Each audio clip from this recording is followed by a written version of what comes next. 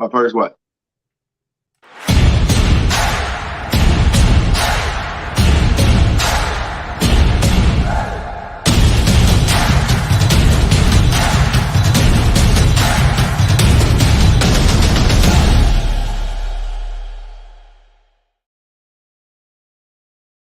Righty, we are back with another episode of Sports to Suits Live, where I have the opportunity to highlight former athletes that are doing some incredible things in the business community.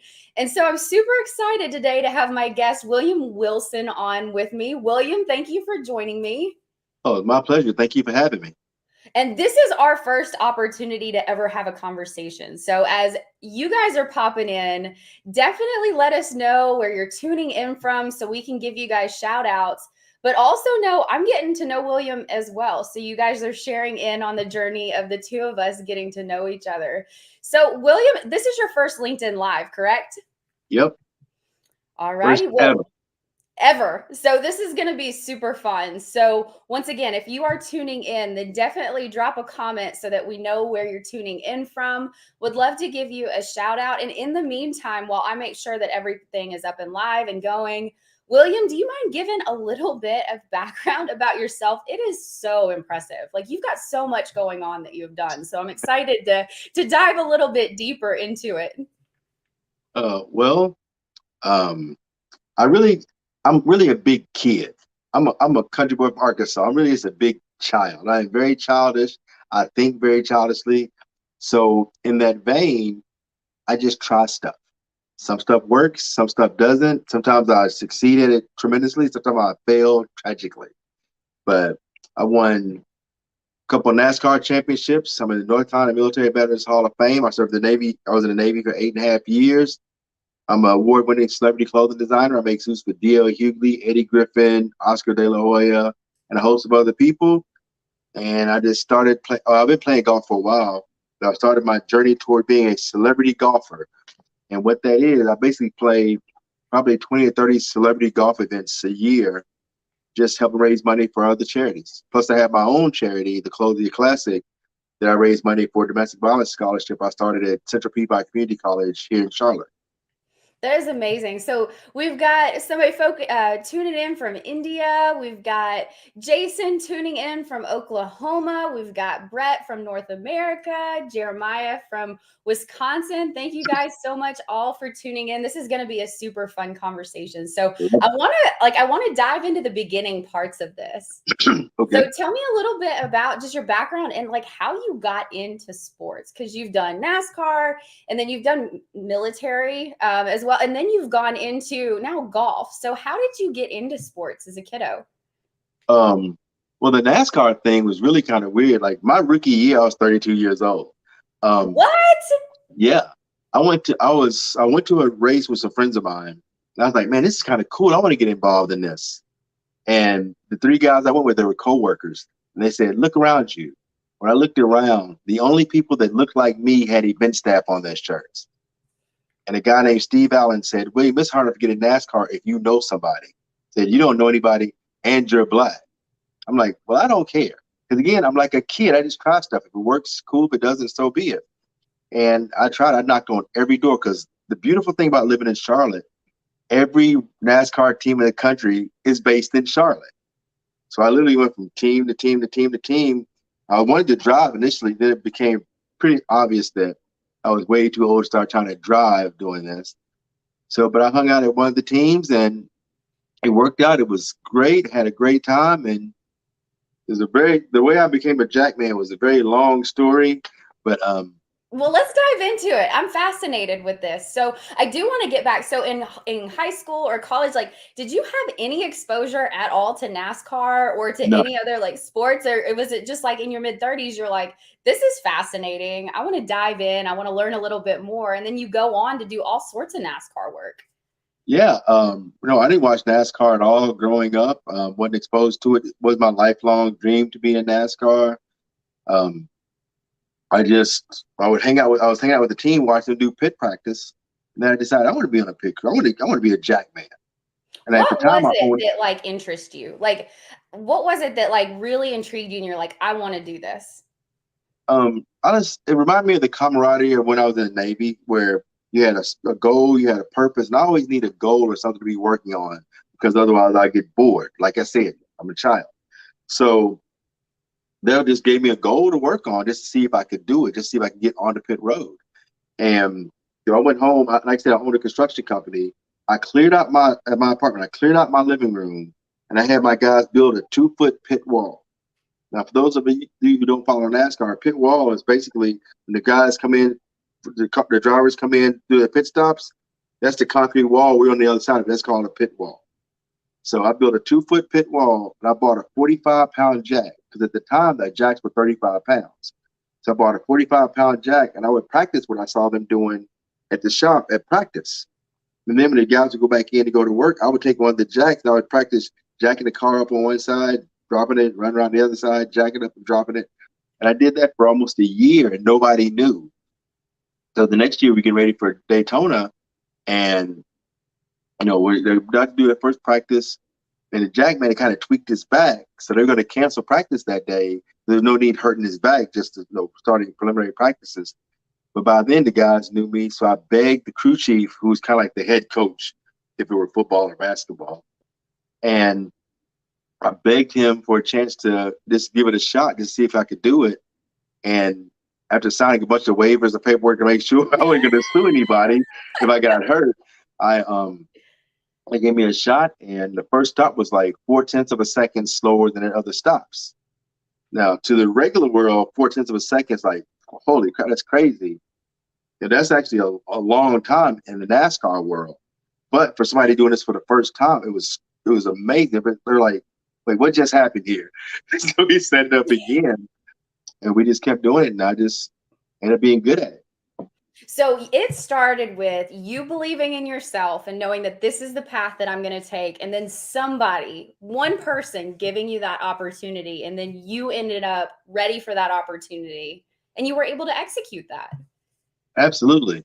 The thing I tell everyone is all successes depend on two people, you and the person that gives you a chance. Love that. The rest of the world is irrelevant. There's always going to be people who tell you why you can't do something. But my whole thing was I only need one person to say yes. And when that one person says yes, I just have to make sure I have the responsibility of making sure when they say yes, I'm ready. Because life comes at you fast. Sure does. Hey, Patrick, thank you so much for tuning in. Patrick is doing some amazing, amazing things in this world. So I'm glad to see him joining. So you mentioned that you had a construction company. So how did you jump into entrepreneurship? Because you're a serial entrepreneur. You're doing some amazing things. And there's a lot of people that are tuning in that are existing athletes or former athletes, or maybe even people in corporate roles right now where they're struggling to jump into entrepreneurship. So how did you get into entrepreneurship?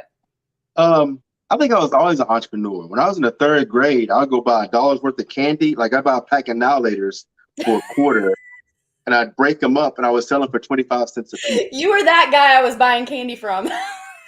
Yep, that literally was me. So I was selling candy when I was in the Navy. Like we'd be out to sea for a while, and we pull into port. Guys would burn through their money real quick at the bar, and I don't drink, so they'd run out of money. I say, hey, I'll loan you 75 for 125, or 75 for 100, or 100 for 200, or whatever. And I said the rule is I always got my money first. So if I didn't get my money, I'll never loan money to you again. Even if I get my money late, I'm not loaning to you again. So I always got paid. So I've always kind of been an entrepreneur. I just didn't know, it didn't have the name, or at least I didn't know the name of it as entrepreneurship. And it wasn't cool then. Now it's a cool thing for everyone to say they're an entrepreneur, but it's just always been who I am. But in saying that, people I don't want to do, and I see so many successful entrepreneurs do this. They over glamorize and almost like make being an entrepreneur a superstar status kind of thing. And it's not. There's not being an entrepreneur doesn't make a person who has doesn't make me better than a person who has a regular job. Because if everyone was an entrepreneur, who's doing the work? And entrepreneurship is not glamorous or sexy at all behind the scenes. Like it takes a lot of work. It takes just this ability to just be able to fail and be okay with it and just move on, pick up the pieces and move on. So, what are some other traits that you see that successful entrepreneurs just kind of have this like unique instinctual qualities to be successful? One is the ability to drown out the noise. Yep. You got to really drown out the noise. You can't get too high on the people who applaud you, and you can't get too negative on the people who down you, because more than likely neither one of them really know you. So you really just got to really know yourself. So you really can't get caught up in all that noise, and you just have to have it to be able to mentally push yourself. You got to be self-motivated. I don't believe in motivational speeches. I don't believe in motivational speakers. I believe in inspirational speakers. I believe in educational speakers. Now, to me, motivational speakers are just cheerleaders. They get paid a lot of money. But my thing is, if you come to hear me speak, if I'm speaking for an hour, I'll speak for maybe 10, 15 minutes just so you know who I am. And then I just do a big Q&A. Because for me, if I walk and speak, I spend an hour telling you, you can do it, you're the greatest, pull it from your inner monster, and bring out the beast in yourself. That sounds all great. You sound all hype and charged up. But when you get home in front of your laptop and start working, you have no idea where to go. But you're out $500 because or however much money you paid to go to this event, because, you didn't get anything really out of it except hyped up.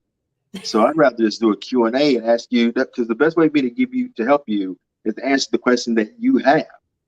And odds are, if you have a question, there are 10, 15 people in that group that have that same question. So now I'm actually helping you.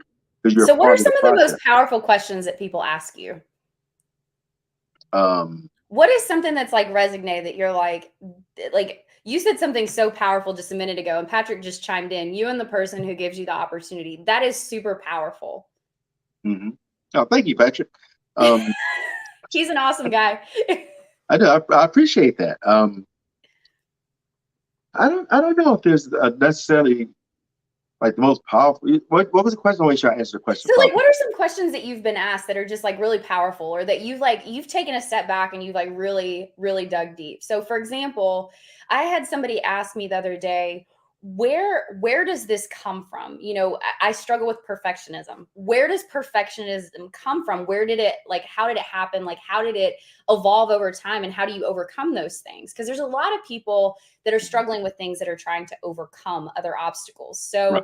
What are some things that people have asked you that other people may be thinking about that have been powerful to you, that you've had to sit back and say, you know what, I've got to dive into this, and then provided some type of, I'm sure, amazing, incredible response to?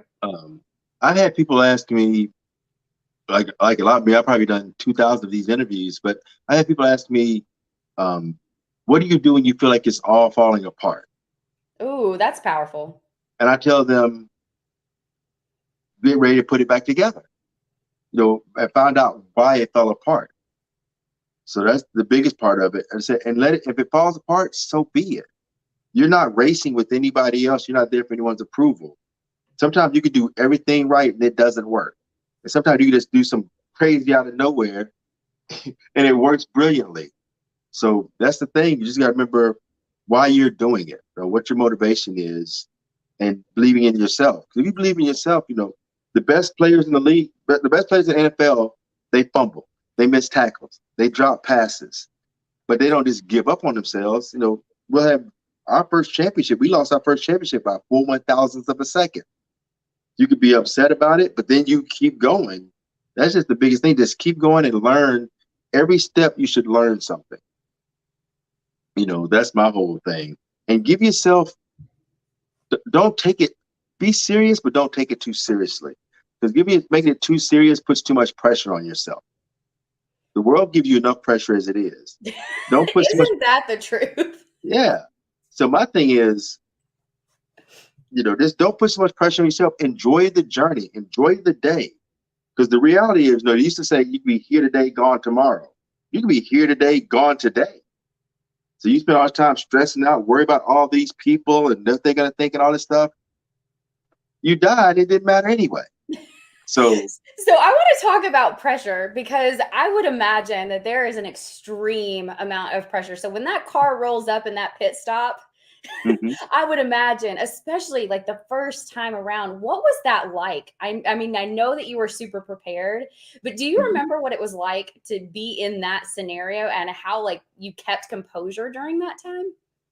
Absolutely. I was in we were in Martinsville, Virginia for my first race. And I was like the backup. I was the backup guy. So like the backup quarterback in the NFL. I got my clipboard. Like I wasn't planning on actually doing any work. I was just there in uniform just in case. But just in case, I never really thought it would happen. But when it did, like at first I was nervous. I'm like, yeah, I gotta make sure I'm going through this whole checklist in my head because I'd never been there and I didn't know I was going to be doing it that day. It just we had some bad stops and I was the guy in the back. And I was really, really nervous until, we got ready to do the stop. And then the crew chief started counting off, the pit boxes, 5, 4, 3. And from that point, just my training just kicked in. And it just started doing what I always did during that time. I just went to a whole other place. So I'm not thinking about the It fans. I'm was not thinking complete about anything. autopilot. Like you were on total autopilot because you Yeah, did enough repetitions to where it just was second nature for you at that point. exactly. So we did the stop, boom, come in, boom, boom, boom, boom. Truck goes out. And then afterwards, I was nervous again. I'm like, did I do right? Did I mess anything up? But for us, every time we do a stop, we turn around and we go look at the camera. We watch the tape of our pit stop. And I watched the pit stop, like, okay, this worked out pretty good. And then like the first few days, first few stops, I was nervous. Then it was just normal. So we've got some questions popping in. If you're listening, please feel free to. Williams mentioned that he likes to do Q&As, so definitely drop some questions into the chat for sure. We have Brett popping in asking us, is it true the best players have a short memory on their mistakes? That's a really interesting question. No, I don't think they have a short memory. They're just able to compartmentalize it to go back later. Because try to call in. If you forget what you did wrong, you're prone to do it again. So the thing is, you look at it, you learn from it, you just don't hold on to it. Put it in the back because after every race, we'll go in Monday. We'll look at all our pit stops, what went well, what went bad, those kind of things. But there's nothing I'm going to look at in that film that I didn't remember anyway. But that kept me from doing that same thing again. So it's not about forgetting it. It's just not letting it have a hold on you and making it factor into your decisions and how you make things move. So we've got a tool popping in. I hope I said that name right. Every pressure you overcome, the stronger you become, taking everything positively. Great talk from William. We're getting some really great comments in here today. I So we've appreciate got that. Lori from Broomfield listening in, loving y'all's discussion. Thanks, Lori. So I want to dive. I did a little bit of digging in regards to this clothing line, and it is beautiful, beautiful apparel. So how did you go from the military into NASCAR into owning a high-end custom clothing suit company? Like, how did you get into that? Where does that come from? Completely by accident. It was Okay. totally by accident. Again, I own a construction company, but I had guys who were doing the work for me. I would check my job sites in the morning. I would check in the afternoon. And I played golf in the middle for most of the part. But I would always have a suit on because I would have different meetings I'd be going to. One day, one of the homeowners stopped me and said, "Man, Will, you always dress so nice. Could you help me put my wardrobe together?" I'm like, "Dude, I don't know anything about fashion." I said, "I'm a Navy guy that works construction. I know how to blow stuff up and build houses." But he said, well, "I've seen you every day." He's building like a 15,000 square foot house. So I'd been there for a while. I was a framing contractor. So I just, long story short, I put some stuff together. He liked it. He started telling his friends about me. So then they started contacting me, and then it just went on. I started paying them because it was taking so much of my time. I said, I need to charge for this, but I didn't really want to do it. So I gave what we used to call a go away price. And you price something so high, people just go away. Now, I'm a country boy from Arkansas. So in my mind, I'm thinking, okay, it will cost you $200 an hour, 2 hour minimum. Now, in Arkansas, no one's going to pay you that kind of money looking at They're closet and telling not. you what to go buy. But I got to remember, these are people buying 8, 10, 15,000 square foot homes, they spend $400 at the strip club or at lunch. So it's nothing to them. Then I realized one day, I said, these guys are paying me to tell them what to go buy. If I could provide it for them, there may be a business in this. I had no idea that companies like Tom James and other places like that even existed. So in my mind, I was creating a whole new service category. And I had some friends that played for the Panthers, Mike Rucker and Al Wallace and Mike Minner, those guys. So I went and talked to them. I said, if you could have your perfect clothing situation, what would it be? So they told me, and I set the business up based on that. And I went to Anna's Alterations. That's who did all my alterations work when I ever got suits and stuff done. And a guy named James Chin taught me how to measure. And I put my infrastructure together and everything. And just as I was getting ready to start, like I saved, because I started a couple businesses before, I always had to start them off with nothing and just grow them. I saved $85,000. I said, this I'm doing right. I'm gonna have a PR person. I'm gonna have marketing. I'm gonna do it right. But the market, that's right when the economy crashed in 2008, and the bottom fell out. Well, and I would imagine that nobody was buying suits during that time.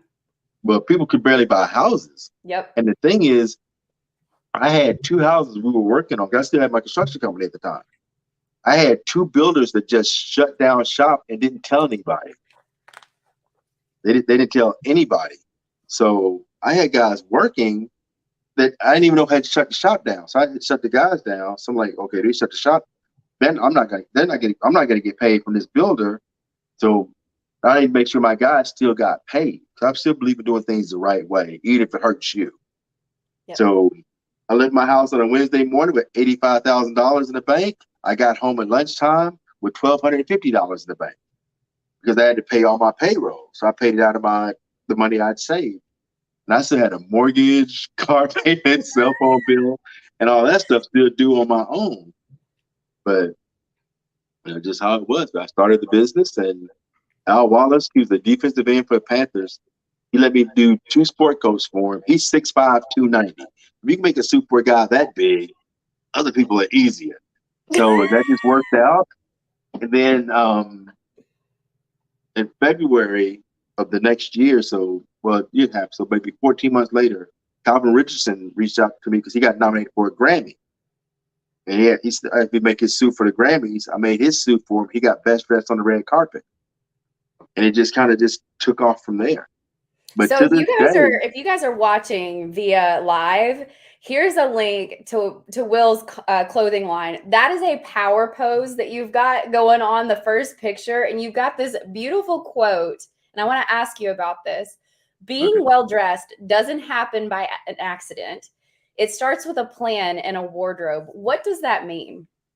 Well, it means you don't accidentally look good when you leave the house.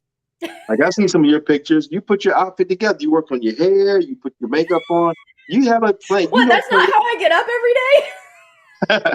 You're not Beyonce. You didn't wake up like this. I mean, come on, man. Don't give away my secrets here. But it is, man. You gotta have a plan when you leave the house. Like, where are you going? What do you want to do? What look do you want to have? What image do you want to portray? What do you want yourself to say without even speaking? So you put a plan together, but you can't. All the plans in the world doesn't work if you can't execute on it. Yep. So looking good, leave the house. The execution is having the clothes in your closet to actually leave the house. I meet people all the time. They're like, man, I don't even own a suit. And they say that like it's something to be proud of. My first thought is, if you don't own a suit, where do you take your significant other? Because I was going to say, well, you take your lady, but it may be a guy. Who knows? So where do you take your significant other when you want to have a special night on the town? What do you wear? Some Dockers and a blue button up like you just left work at Blockbuster. I mean, what do you wear when you leave the house? You would be totally disappointed if you saw what I wear on date night. It's like sweatpants and a t-shirt. Okay, so we've got some interesting questions popping in. So Jason is asking, what are your core values that have been instrumental in the man behind the athlete? I love that question. Do the right thing more than anything else. Just be a good person, do the right things, treat everyone the same, and work your butt off. It's really just, do if you put in the work and do what you're supposed to do, what you're supposed to have, you're gonna have. But in Oh doing yeah. that, now I'm a Christian, so I just believe you treat people right, it comes back to you.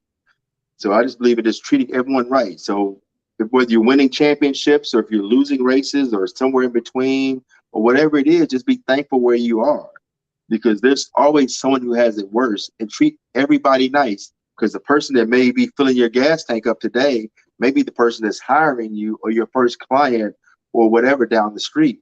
But just treat everybody the right way, treat everybody nice, do good by people, always try to give back, and just make it more about who you are being a good individual, not just by being a good business person or a good athlete or a good whatever.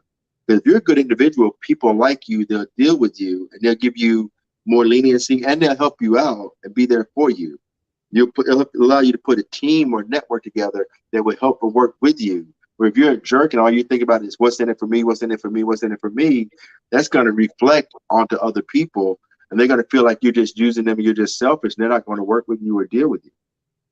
So you just said a word that plays into the other question that Jason asked. And this is something I am super passionate about. I am so passionate about my network and the support system and the people that are in our community. And so he mentioned, how big of a role did your network or support system play into your continued success? You sounded kind of digitized this there. I'm not sure what just happened, but Oh, you said what role in the sorry about that. networking? I'll say it again. So how big of role did your network or support system play into your continued success? Oh, okay. Yeah, you still sound digital, but I can read it. I was able to read it across the bottom a little bit. Um, Everything, you can do anything in the world, but you can't do it alone. You need help. Michael Jordan may be the greatest basketball player in the world, but without Scottie Pippen and the rest of the guys, he's just a really good basketball player that didn't accomplish anything. You need a great team. Jimmy Johnson, Jeff Gordon, any of these guys that won championships in NASCAR. You need a great pit crew. You need great front office people. LeBron James, he's got trainers, nutritionists. He's got his team. No matter what it is, your network is everything. Your ability, because you may have one of your network, like I love to play golf. I played in Johnny Damon's golf tournament in, I think it was February. Well, from there, I met a guy who told me about the NFL alumni tournament that I played in 2 weeks ago. But now I met some more people there. Now they want me to play in this tournament, and some are going to come play in my tournament. And so it's just, your network is everything, But I'm not one of these people that hold, too many people follow, I call them bumper sticker entrepreneur tips that aren't necessarily always true. They're always repeated, but they're not necessarily always true. They're always, surround yourself with 5 important people and they'll be who you are. Not necessarily. You still got to put in the work. And my thing is, some of the best advice I get aren't from people in certain industries. They're just from common sense, regular people. When I put together a new ad or something, I don't send it to a web guy or a marketing person. I send it to people who may be a potential customer. Say, hey, what do you think of this ad? Would this ad make you buy a suit? Or would it make you want to buy a suit? Or whatever it may be. So your network is everything, but your network isn't just, everyone has the front end network of, it's got to be a bunch of successful people trying to get somewhere. That's not a network. Those are people you're trying to use to benefit yourself. Your network is people who care about you. So when you fall on your face, they're there to help pick you up. So You learn so that the very network is quickly awesome. when you jump into entrepreneurship. Like, that is one thing that I found out real quickly, are the people that are really truly in our support network, and not people that want to take advantage of the system, but people that are actually like truly interested in helping and opening doors and us doing the same thing for them. You find out who your team is, right? And so it's not just about Mm-hmm. network and having this crazy large network and always doing all this networking stuff. It's like, how can you create a team where you're both focused on the mission and the impact that you're looking to make, and help each other go through that? Yeah, networking is supposed to be like, it's supposed to be who's helping you. How can I help you? Yep. When you It's go all to about how can you I help approach you. someone, huh? It's all about how can I help you. Exactly. That's all it's about. How you can help that person, because you help other people, then they help you. You're helping each other. It just reciprocates. And I think too many people try to make it too clinical. Like, and I'm just saying, like, it's this specific rigid process that you have to go through, and this many people and this many calls, and it, that's not true networking or human connection in any way, shape, or form at all. It's all Well, organic, honestly. well, those are people that they're trying to manipulate the ignorant for their financial gain.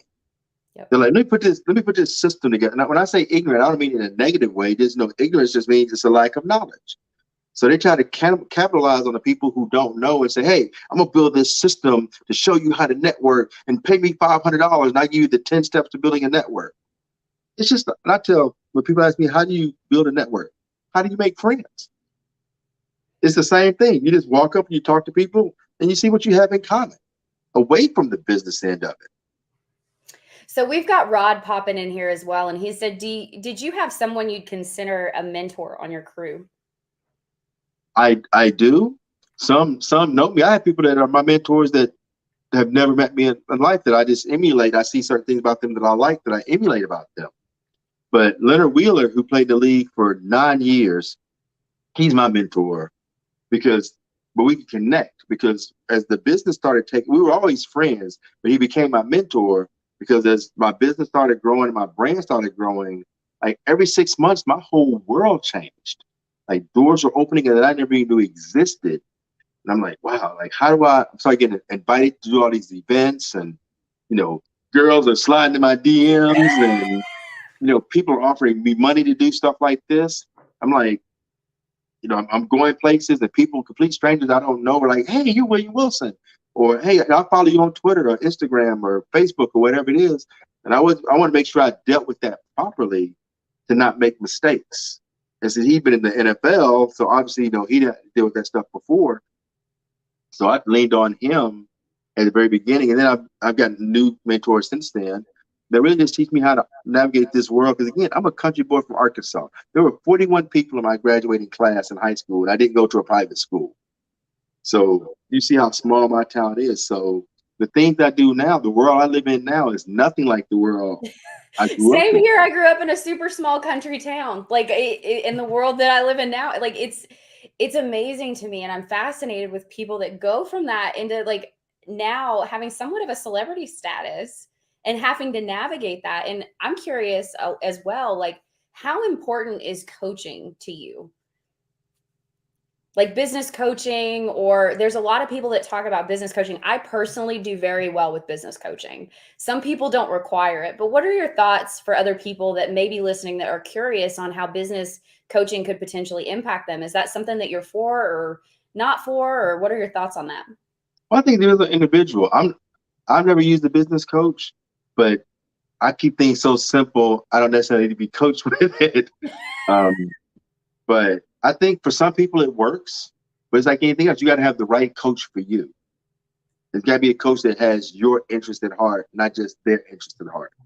That's when it becomes, if your coach cares more about you and build about them building their own brand than coaching you, you're going to have a problem. But if they genuinely care about you and giving you help, and you can call on them when you need them, and they actually have experience, there are a lot of people who call themselves life coaches or business Yep. coaches or branding gurus. And they've never built a business. Like, how can you tell me how to run a business and you've never run a business? You don't know what it's like to be up at 2 o'clock in the morning trying to pull your hair out and try to figure out how to make payroll, or the rent's due, your car payment's due, you got $12 in the bank, you got a client that was supposed to pay you today and they didn't. So now they say, oh, it's gonna take a couple of days. Now you're trying to figure all these things out. If they've never been there, they can't teach you how to go through that. So I'm not against coaches. I'm just against fake coaches that just throw business coach on the back of on a business card and then take advantage of people. If you got a good coach that has experience, that you guys gel together well, that you respect and that respects you and your time, then it could be great. So Herb just popped in. Herb was the guest on last week's episode. Will, you and Herb need to know each other. Herb is all about kindness. He's a former Harlem Globetrotter. He is the nicest, kindest dude. I think you two would really enjoy each other. Herb, thanks Love it. for popping in again.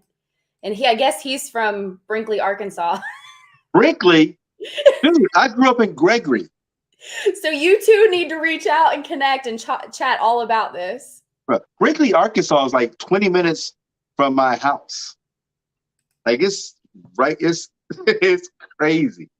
I went to school in Augusta, and we played Brinkley played Augusta in football. It's a small world. We've got Lori popping in saying amen. We've got Scott popping in saying love what you're preaching, Will. This is an interesting comment from Scott. He said networking is one letter away from not working. It really is. It really, really is.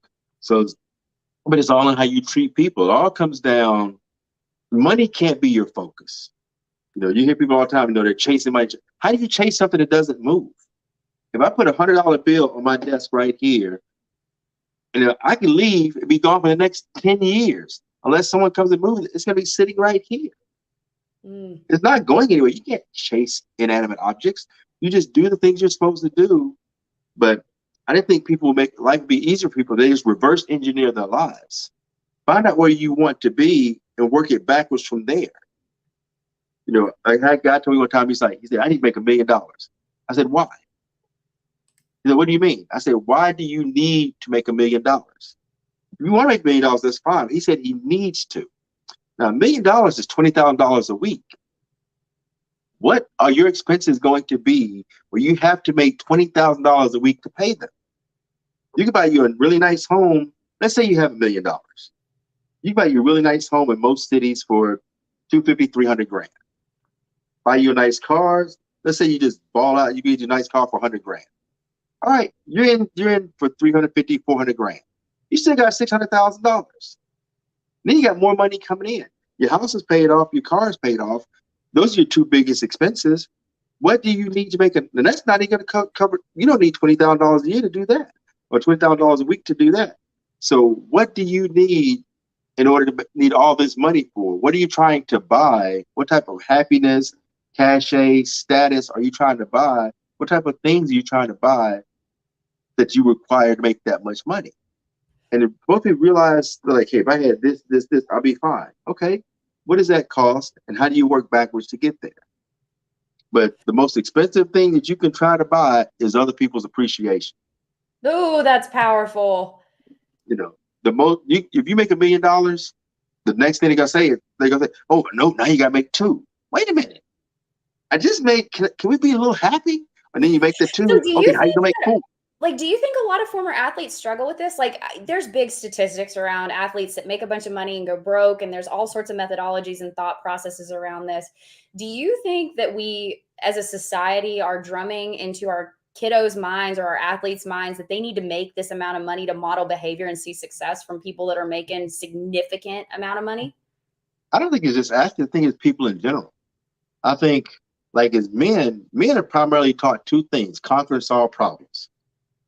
If we're hungry, but we also taught, you know, when I say conquer, we want the fastest car, the prettiest girl, the biggest house, the most money. If we're playing football, if we're on the defense, we want the most sacks, the most this, because we celebrate the extremes.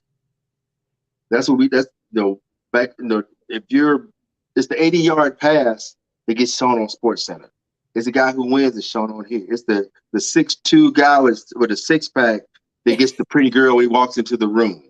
So it's all this stuff. It's all the superficial stuff, but that's what we glorify.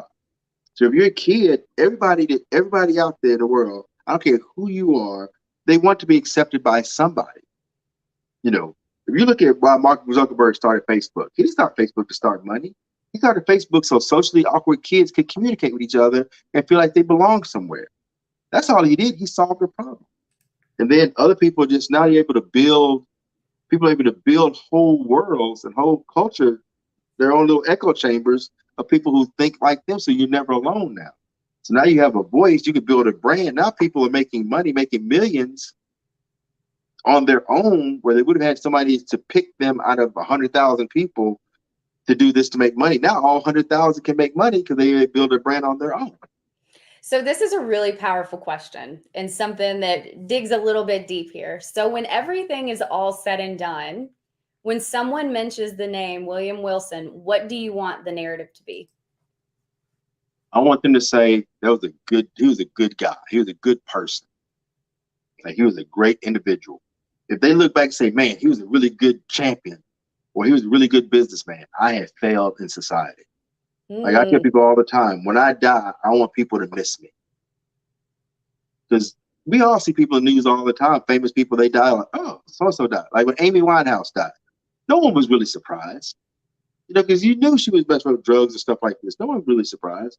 But like when Prince or Michael Jackson or Princess Diana, when they died, people flew all the way around the world to put a flower at the top of at the gate outside their homes. It touched them. They cared about them.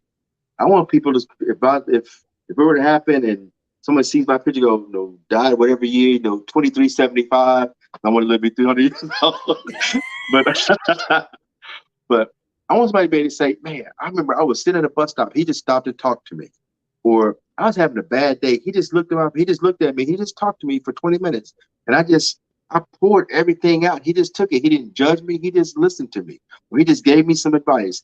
Or he changed the trajectory of my life with this. Or I was starting a business. He came on my podcast and I had no viewers, no anything. He just came on my podcast and I didn't think he would even talk to me, but he came on and treated me like, that's why I want people to just be like, he was a good person.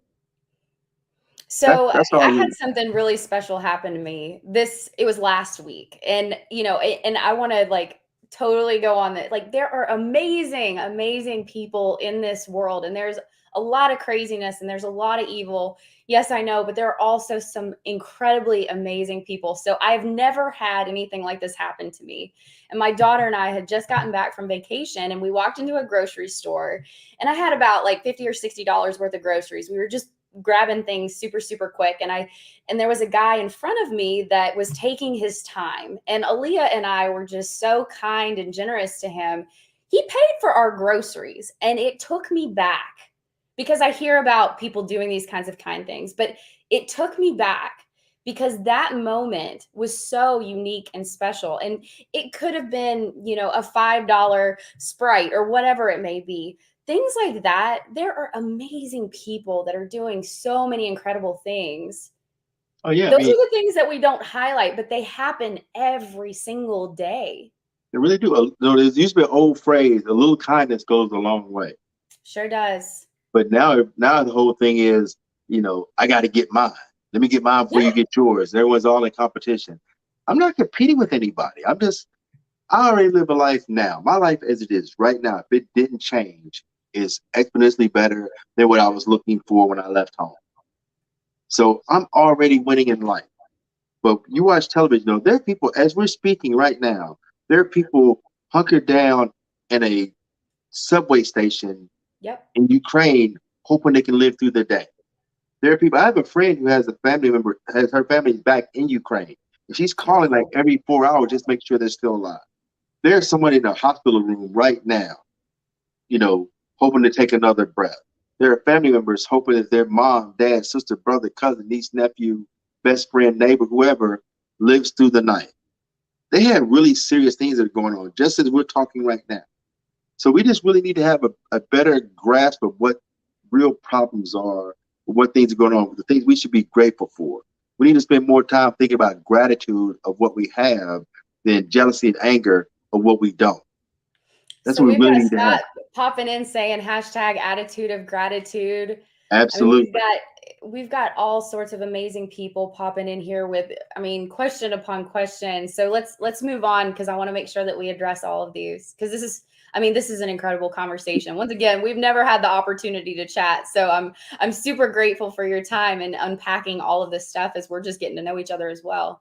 Mhm. So how do you make decisions? This is a totally different path to take the conversation. Do you believe in your own instincts, or do you consider others' points? Because decisions can be very critical. Both. I, we become an either or society. You Yep. either this or you're that. I don't. I believe in the and society. Sometimes I make decisions based. I go with my gut, and all the data says don't do this, and I go with my gut. I won a championship. I know a lot of stuff where people were the Matrix and common realism would have said don't do this because you're not going to succeed in this. And now I have I end up being the first African American to win a championship. But on the same token, I've I've used all the data and it hasn't worked. Sometimes I've thought I want to do this. Then I'll ask other people, hey, what do you think about this? And they'll think about things that I had never considered. I'm like, wow, I didn't even think about that. And it may be a mentor, it may just be a friend, it may just be a complete random stranger because I want to get a complete unbiased answer. So it's really all of it. All depends. It's all case by case.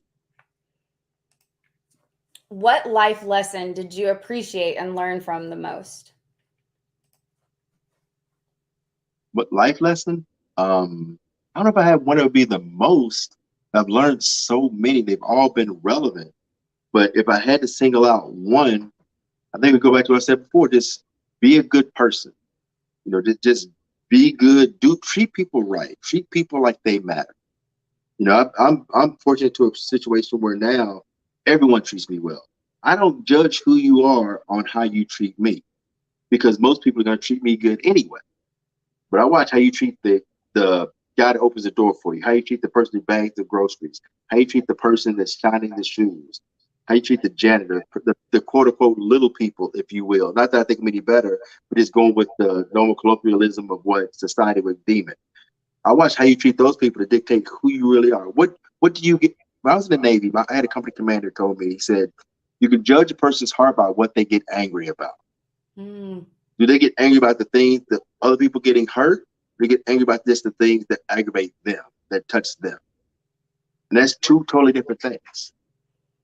Okay, let's dive into. So, you are an amazing philanthropist as well. I mean, you've got all sorts of incredible things going on. So, talk a little bit about some of the charity work that you're doing and how did you get into that work? Um, I remember reason I got into it. I remember being a kid. You used to have the little chocolate, the little candy bars and stuff for like $1. I remember, knocking on people's doors saying, trying to fundraise and stuff. And then people you knew had the money. They say, well, if I had it, I'd buy one if I had it. And they have it. They just being cheap or whatever. And I made it a goal. I said, when I'm old enough, as long as I can afford it, I'll help everybody I can. So I buy probably $1,000 worth of Girl Scout cookies a year. And I barely eat Girl Scout cookies. And I just bought some, what is it, Double Good or some pop. I guess the new thing now is popcorn. It's stupid expensive, but it's for fundraising. And but a friend of mine, his daughter was selling it for her school, so I bought $200 worth of it. But I just believe I want to help. I just want to help everyone. Everyone needs help, and I've been really blessed. I think God blesses us to bless other people. So I feel the reason I've been to succeed as much as I have, because again, I try to do the right things. So I try to help everybody. I'm wise enough to know that I can't, but I try to help as many as I can. So that's what I do. And the domestic violence scholarship I started, my mom's a domestic violence survivor, so that's something that's very close to me. So and I know I can't stop domestic violence on my own. I don't think only God can do that.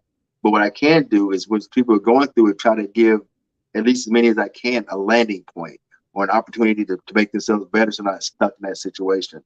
So I started a scholarship with Central Piedmont Community College to where survivors of domestic and children of survivors can go through like different certification programs. They're like, 30 to 90-day programs where they can learn to be an entrepreneur or a personal trainer or a nutritionist or stuff like this to make themselves marketable. They can either start their own business or be marketable to get a job somewhere to hopefully change their situation.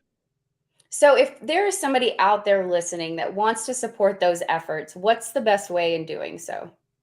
Um, Go to ClothierClassic.com. That's my golf tournament that I'm hosting in May. It's a celebrity tournament. That's how we raise the funds for the event. But we take donations. We take all the donations we can get. Or if you play golf, well, now I'll send you the link to you. I partnered with Encore Golf to where there's a special William Wilson golf ball. And it's a Vero X1, so it's a tour level ball. It's a tour ball, but it's logo with my logo and everything on it. And for every dozen they sell, $5 goes back to the scholarship. So different things like that. We've got Rex popping in. Great point. Invest in others. We've got Lori, I'm a Christian too. You're so right. Love thy neighbor. Act it out each day.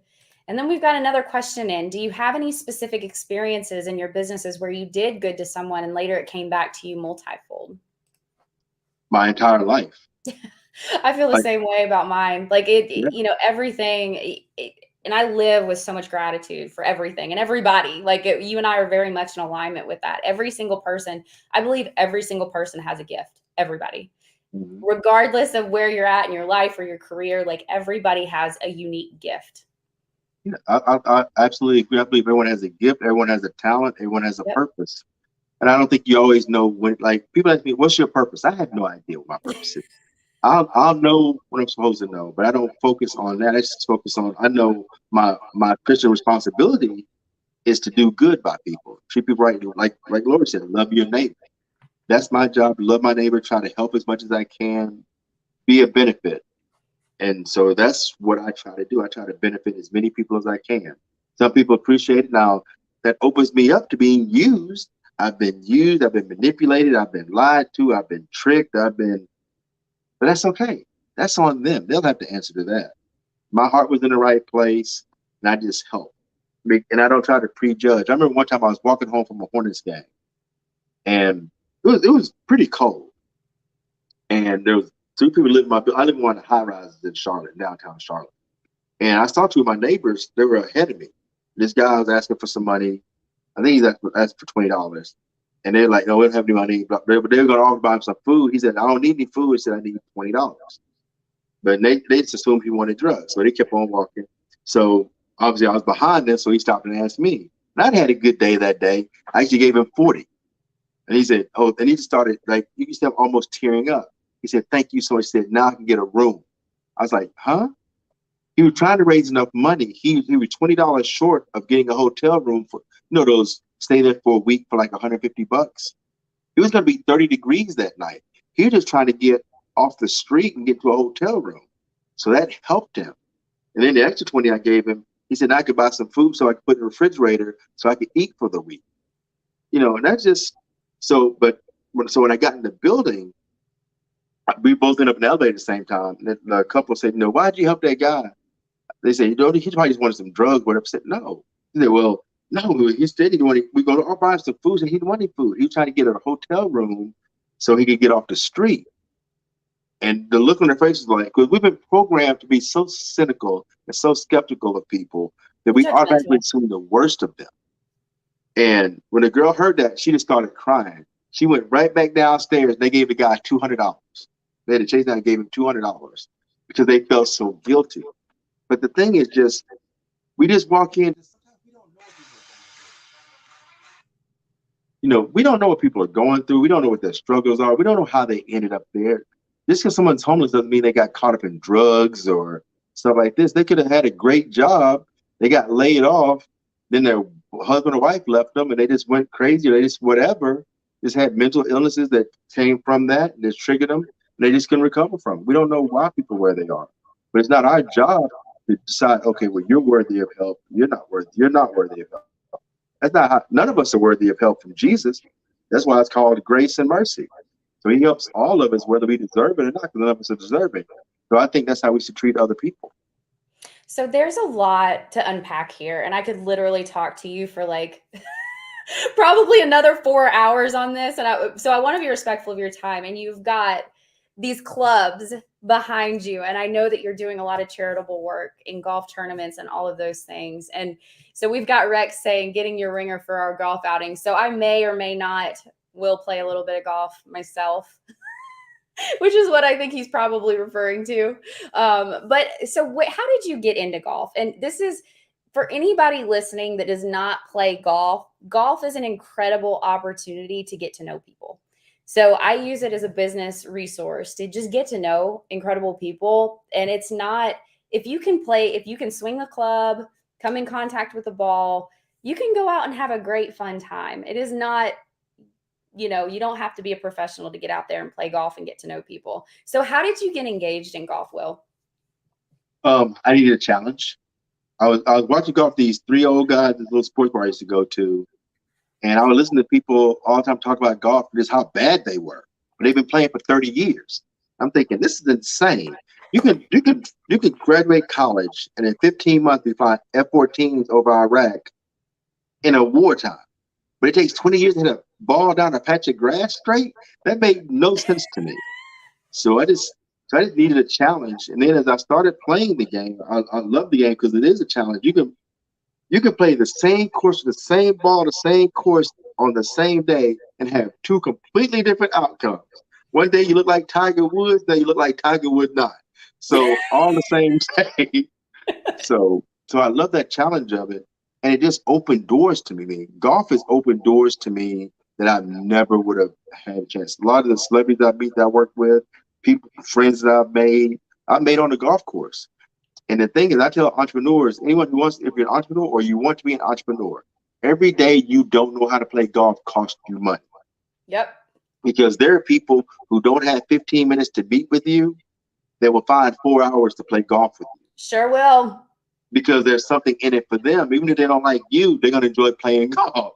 So, and it gives you a chance also, it gives you, if you only play 9, it gives you an hour and a half, 2 hours. You play the whole 18, it gives you 4 hours where it's not a business meeting. You're just getting to know each other. You're having fun. You bring a buddy, he brings a buddy. So if you guys don't gel, at least you're still there with somebody that you like.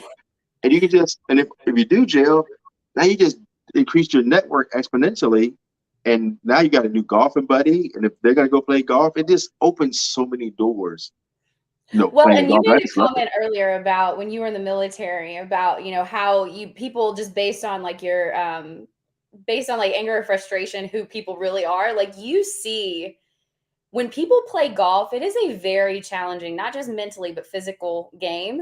And Mhm. you really see what people are about during their game. I mean, are they getting frustrated and pissed off and throwing stuff and acting out just because they missed one shot? It gives you a little bit of a different insight into that person, I believe, when you're out there on the field. Absolutely. It's hard to hide who you are for 4 straight hours. So, but I can learn more about a person in one round of golf than knowing them for 3 years. Because that person that gets mad, throws golf clubs, that's the person that gets mad, just goes off on people in real life. The guy that's like, oh, well, I probably should have practiced a little more. That's the guy that's going to be more rational. The guy that gets mad, throws his clubs in the water, or just the guy, every time he hits a bad shot, he makes an excuse. That's going to be the guy that makes excuses when he can't deliver with his business. So who you are will always come out. I always tell people all the time. They always say, "Don't talk church or don't talk religion or politics." I want to talk both because I want to know who you are. It's hard to talk politics without showing what really matters to you. And I want to know what matters to you. I can accept who you are. I just need to know who it is because my time is valuable, and I have to be very careful who I let close to me. So I need to know what you're about if I let you close to me. So we've inspired Lori. So Lori even being a female golfer is even more special because there's not as many. So you stick out substantially when you're out on a golf course. And if you can just swing the club, hit the ball, play a good game of golf, then I've gotten invited to so many different golf tournaments because I can provide an advantage. So in golf, you have different tees and I get to hit from the ladies' tee. So if I can drive the ball well, I bring significant advantage to my team. So Yeah, you do. Lori, I highly recommend golf for sure. And we're wrapping up on time. So golf pitching is a plus. And once again, I could literally talk to you Yeah, probably I got for all day. hours and hours and hours all day. And we I still probably got should time. set a follow-up meeting to just continue to get to know each other.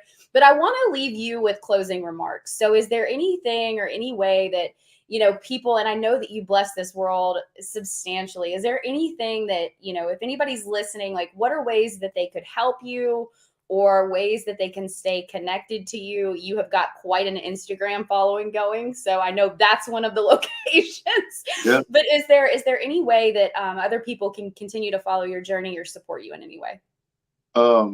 Just Instagram is probably the easiest. I spend the most time there. Instagram, if you play golf, you go to I've got a golf YouTube page, a golf Facebook page, got a golf YouTube channel. But probably the easiest way is go on Instagram. And I do all my own social media. So especially on my personal page, the Clothier. So if you want to reach out, just reach out. I'll reply back to everybody. And I'm gonna do it as long as I can. If it gets to the point where it's so big where I can't find everybody, but right now we're not there. I think I like 20,000 or something. I don't remember how many followers, whatever. But it's not like everyone sends you messages. So I try my best to reply to everyone as long as they're not out of hand or raunchy or just rude or disrespectful or whatever. Those people I just block. Yeah, those But people get deleted real quick.